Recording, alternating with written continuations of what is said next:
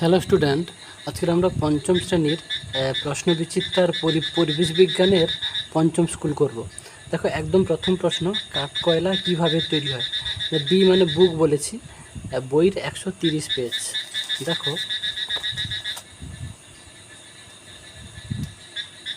130 পেজে দেখো, এই যে দেখানো আছে জ্বলন্ত কাঠে জল দিতে হয়, কাঠ নিভে যায়, কিন্তু ওর মধ্যে জ্বালানি থেকে যায়, ওটাই হচ্ছে কাঠকয়লা হলো। তারপরে দেখো, কাগজের ইংরেজি নাম পেপার কথাটি কোথা থেকে এসেছে। প্যাপিরাস হলো, প্যাপিরাস থেকে কাগজের ইংরেজি নাম পেপার কথাটি এসেছে। জীবাশ্ম জ্বালানি কি, এটা 254 পেজ, এক্ষুনি দেখালাম আগের সেটে, রায় মার্টিনের। এটা দেখাচ্ছি না, যেহেতু আগের সেটে দেখিয়ে দিয়েছি, দেখবে 254 পেজে আছে। আচ্ছা, FPO ছাপ কিসে দেখা যায়। জেলির শিশিতে। হ্যাঁ, জেলির শিশিতে। সূর্যের আলো থেকে কিভাবে বিদ্যুৎ শক্তি তৈরি হয়, এটা 257 পেজ। দেখো, এটাই উত্তর হবে, যে সূর্যের আলো দিয়ে কিভাবে বিদ্যুৎ উৎপন্ন করা যায় না। হলো, সূর্যের আলো থেকে কিভাবে বিদ্যুৎ শক্তি তৈরি হয়। তো এখানে এই উত্তরটাই হলো, সূর্যের আলো দিয়ে বিদ্যুৎ তৈরি করা যায় না। এই উত্তরটাই তোমাদেরকে লিখতে হবে। দেখো, উত্তরটা পড়লে বুঝতে পারবে যে সোলার প্যানেল বা সিলিকন সোলার সেলের মাধ্যমে সূর্যরশ্মিকে কাজে লাগিয়ে বিদ্যুৎ শক্তি উৎপন্ন করা হয়। হলো, তাহলে এটা নিশ্চয়ই পেলে উত্তরটা। তারপরে দেখো, দুয়ের দাগে, যিনি পরিষেবা গ্রহণ করেন তাকে কি বলে, উপভোক্তা। তারপরে চাঁদ আছে পৃথিবী থেকে 4 লক্ষ কিমি। হলো, 4 লক্ষ কিমি দূরে। ধোঁয়াতে ড্যাশ নামের বিষাক্ত গ্যাস থাকে, কার্বন মনোক্সাইড। হলো, একে CO দ্বারা সূচিত করা হয়। তারপরে দেখো, বড় রাস্তায় ড্যাশ ধারে হাঁটা উচিত, ফুটপাতে। ড্যাশ গতির ফলে পৃথিবীতে দিন রাত্রি হয়, আহ্নিক গতির ফলে। হলো, তারপরে দেখো, এখানে বলছে সঠিক উত্তরটি বাঁচতে সূর্য থেকে পৃথিবীতে আলো আসতে 8 মিনিট সময় লাগে। এগুলোর মধ্যে 14 বছর বয়স পর্যন্ত লেখাপড়া করা শিশুদের আইনত অধিকার। ভারতে যাত্রী নিয়ে প্রথম ট্রেন চলে 1853 সালে। সৌরবিদ্যুৎ এক প্রকার অপ্রচলিত শক্তি। স্টিম ইঞ্জিন চলে ডিজেলে। টিকা লেখো, এটা দেখো রায় মার্টিনের 257 পেজ, হড়পা বাঁধ 160 পেজ, বইতে এটা। আর শিশুদের মৌলিক অধিকার, এই তিনটেই কিন্তু আগে তোমাদের বলে দিলাম। জলচক্র দেখবে আগে সেটাই ছিল। রায় মার্টিনের 257 পেজ। দেখো, এই একই প্রশ্নটা বারবার আসছে, এই যে জলচক্র। এই ছবিটা দিতে হবে, এইটা কাকে বলে, টোটালটা তোমাদেরকে লিখে দিতে হবে। ওকে, তারপরে দেখো, এই যে হড়পা বাঁধ বইতে 160 পৃষ্ঠাতে দেখো,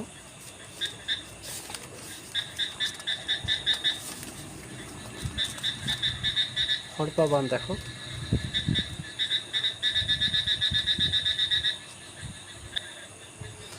হড়পা বাঁধ দেখো, এই যে হড়পা বাঁধ। ওকে, আসলে নদীগুলো নুড়ি পাথর জমে ভরাট হয়ে যায়, ভরাট হয়ে গেছে। হঠাৎ খুব বৃষ্টি হলে অনেক জল আসে নদীতে, অত জল নদী দিয়ে বয়ে যেতে পারে না, বন্যা হয়ে যায়, একে বলে হড়পা বাঁধ। হলো, এই বিষয়টাকে লিখতে হবে। তারপরে দেখো, শিশুদের মৌলিক অধিকার, এটাও দেখো বইতে 176 পৃষ্ঠায়, একটু আগে দেখালাম। দেখো, শিশুদের এই যে মৌলিক অধিকার, এই কয়েকটা মৌলিক 4-5টা তোমরা মৌলিক অধিকার যত নম্বর থাকবে ততটা লিখবে। হলো, যদি 4টে থাকে 4টে লিখবে, যদি 4 নম্বর থাকে 4টে, 3টে থাকলে 3টে, 5টা থাকলে 5টা। হলো, তারপরে দেখো, সূর্যগ্রহণ কিভাবে হয়, পরিচ্ছন্ন চিত্রসহ দেখাও। এটা দেখো তোমাদের রায় মার্টিন বইতে 310 পৃষ্ঠাতে দেখো। হ্যাঁ, দেখো সূর্যগ্রহণ। হলো, সূর্যগ্রহণের ছবিটা থেকে এইটুকু অংশ মোটামুটি লিখে দিলেই তোমাদের পুরো নম্বর দিয়ে দেবে। হলো, তারপরে বলছে নিরাপদে পথ চলার জন্য তুমি কি কি নিয়ম মানবে। এই প্রশ্নটাও তোমাদের আগের বইতে ছিল। দেখো এই যে নিরাপদে পথ চলার জন্য তুমি কি কি নিয়ম মানবে, এইটা যা এই যে রাস্তায় বেরোলে তুমি কি কি নিয়ম মানবে, রাস্তায় বেরোলে তুমি কি কি নিয়ম মানবে, এটা কিন্তু একই উত্তর হলো। এইটাকে তাহলে তোমরা লিখে নেবে।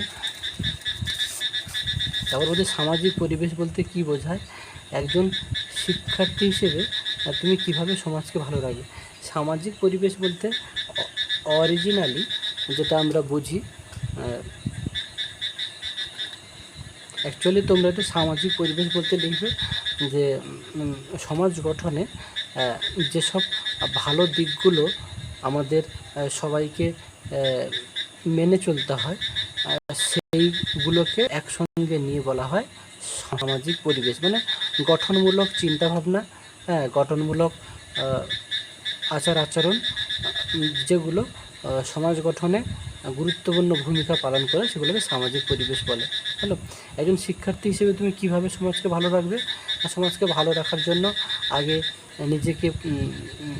নিজেকে ভালো ব্যবহার দেখাতে হবে, পরিষ্কার পরিচ্ছন্ন থাকতে হবে এবং সমাজের গঠনমূলক কাজের সঙ্গে যুক্ত থাকতে হবে। এইভাবে লিখে দেবে।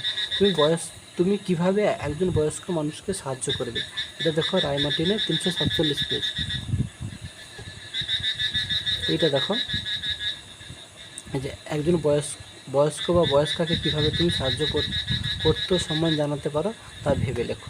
হলো, এইগুলো মোটামুটি তোমাকে লিখে নিতে হবে। হলো, যাদের বই নেই ভিডিওটাকে স্টপ মানে অ্যাপ্রোচ করে দিয়ে তোমরা লিখে নেবে।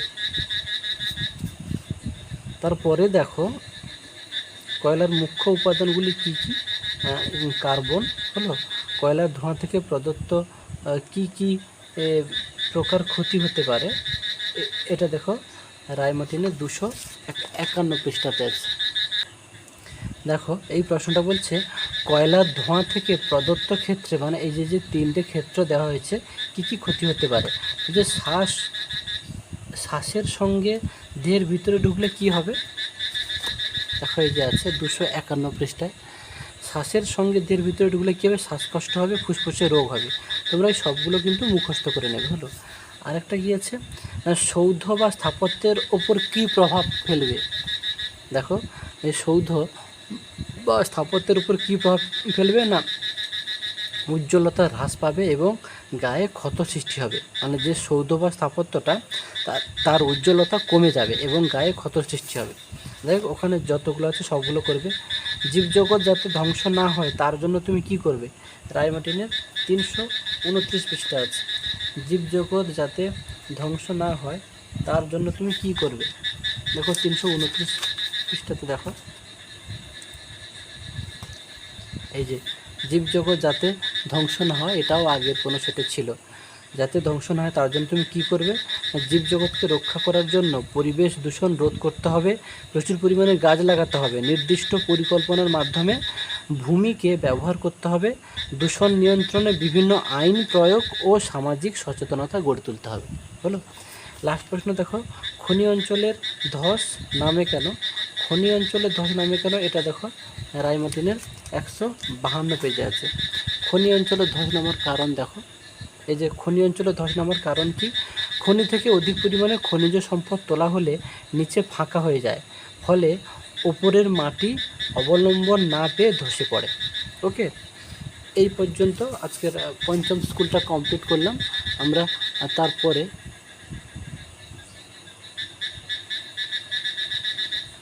এই যে দেখো খনি অঞ্চলের এই প্রশ্নটা, একদম শেষ প্রশ্নটা, এটা দেখালাম 252 পেজে। ওকে।